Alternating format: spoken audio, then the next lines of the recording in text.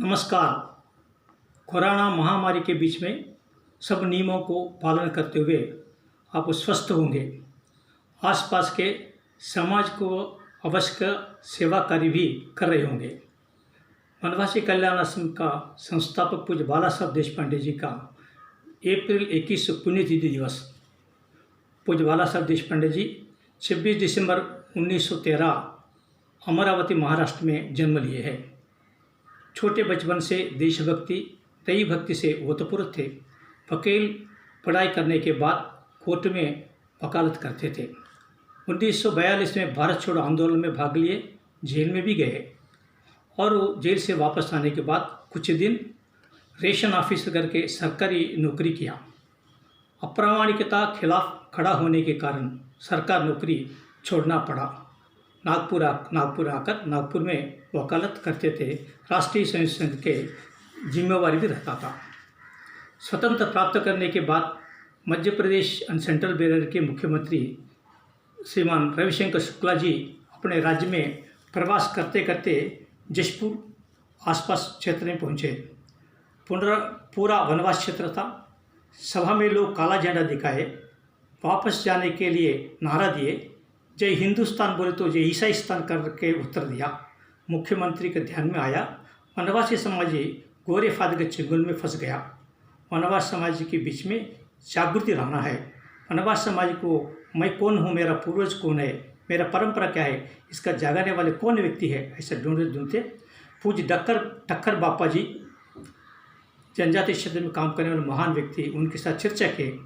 ठक्कर बापा जी बाला साहब देशपांडे जी का नाम सुझाया और बाला साहब देशपांडे जी जशपुर प्रखंड विकास अधिकारी के रूप में जशपुर पहुँचे।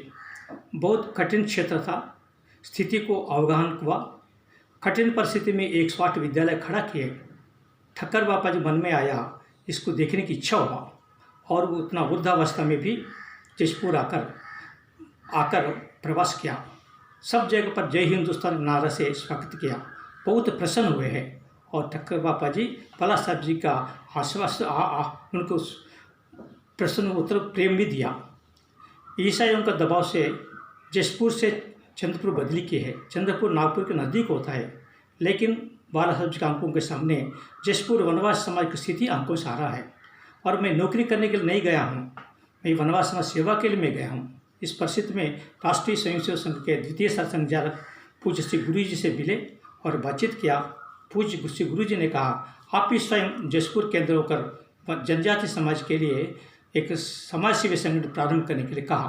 तुरंत उन्होंने त्यागपत्र दे दिया और वकालत छोड़कर परिवार को लेकर जशपुर पहुँचे। 1952 दिसंबर 26 कल्याण आश्रम प्रारंभ किए, छात्रावास प्रारंभ किए। छात्रावास में छात्र लाने के लिए बहुत तकलीफ हुआ। 6 महीने प्रवास करने के बाद 6 महीने प्रयास करने के बाद 13 छात्र मिले हैं और छात्र चलाने के लिए भी आर्थिक स्थिति भी ठीक नहीं रहता था। ऐसी कठिन परिस्थिति का सामना करना पड़ा और एक दिन अचानक छात्रावास का छत गिर गया। भगवान की कृपा से किसी छात्र को चोट नहीं पहुंचा है। इस कठिन परिस्थिति को सामना करते हुए काम किया और जशपुर के राजा श्री विजयभूषण सिंह जुदेव जी का बहुत सहकार मदद मिला।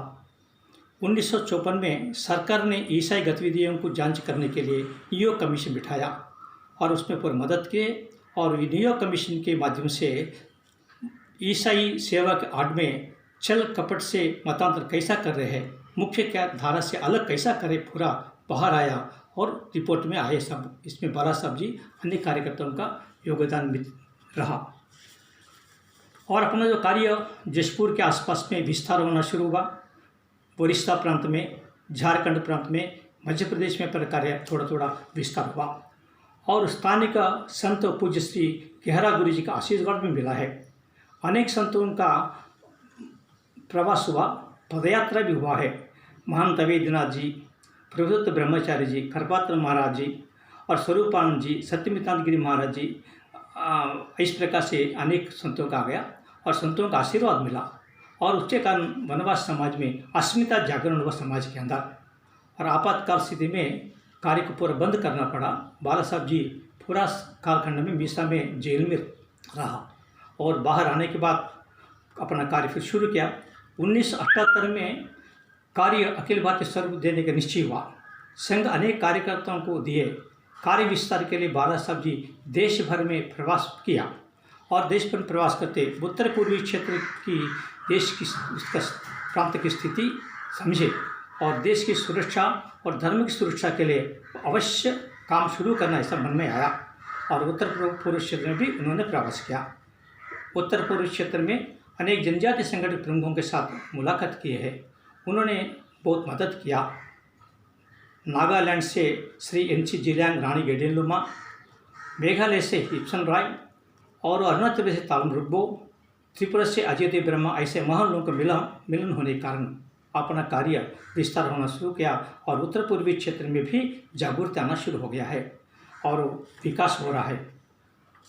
पूज्य बाला साहब देशपांडे जी जसपुर से एक पत्र लिखे थे। हैदराबाद केंद्र होकर रामकृष्ण मठ का काम करने वाले पूज्य श्री स्वामी रंगनाथन जी को वनवास क्षेत्र में आकर आशीर्वाद देने के लिए प्रार्थना की है।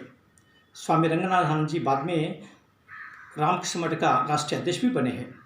स्वामी रंगनाथन जी जसपुर आसपास आए, प्रवास के वनवास समाज को देखा और उनकी चुनौतियों को समझ लिया, कल्याणात्मक कार्य को देखा। बाला साहब जी को विनम्र स्वभाव से प्रभावित होकर अपना कार्य के लिए आवश्यकता क्या है सब पूछे। मंदिरों का आवश्यकता है, कौन से भगवान का मंदिर? हनुमान का मंदिर करके बोला। 250 गांव में हनुमान मंदिर के लिए आर्थिक मदद किया। इसके कारण पूरा जसपुर प्रांत में समाज के अंदर एक नूतन उत्साह निर्माण हुआ और उनका जीवन काल में जसपुर प्रांत में समाज में अच्छी परिवर्तन भी दिखाई देना शुरू हुआ और पूरा देश भर में अपना कार्य विस्तार हुआ और अनेक आयामों के माध्यम से कार्य भी विस्तार होना शुरू हो गया।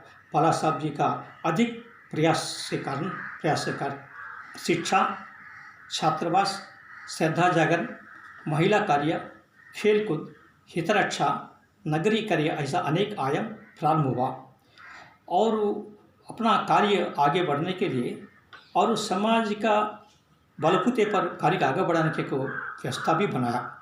इतना बड़ा संगठन को चलाने के लिए उन्होंने उसका तंत्र भी विकसित किया। उस तंत्र में चलाने के लिए माध्यम कार्यकर्ता होता है। अपने प्रेम भाव से हजारों कार्यकर्ता वनवासी क्षेत्र से नगरीय क्षेत्र से खड़ा किया है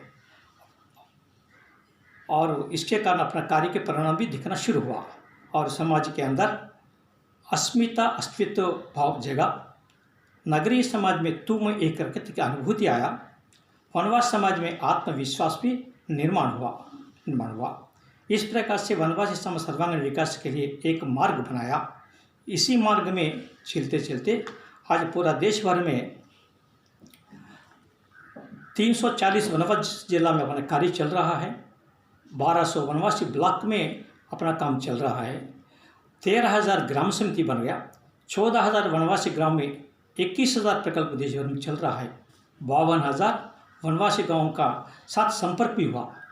1100 पूर्णकालीन कार्यकर्ता और हजारों की संख्या में स्थानीय कार्यकर्ता खड़ा होकर काम कर रहा है। बाला साहब देशपांडे जी वनवास समाज का काम समाज से समरस होकर सरल मधुर स्वभाव सादा जीवन के माध्यम से अनेक कार्यकर्ताओं को जोड़ा। अनेक चुनौतियों को सामना करते हुए व्यक्तिगत पारिवारिक सुख छोड़कर वनवास समाज के लिए समर्पित होकर जीवन भर काम करते करते पदचिन्ह बनाए हैं। उन पदचिन्हों पर चलकर अपना जीवन धन्य करेंगे। हम सब मिलकर कोरोना महामारी से दुनिया को बचाने के लिए भगवान से प्रार्थना करेंगे। शुभमस्तु। आपका सौम्य आजुलू मार्गदर्शक वनवासी कल्याण आश्रम बस।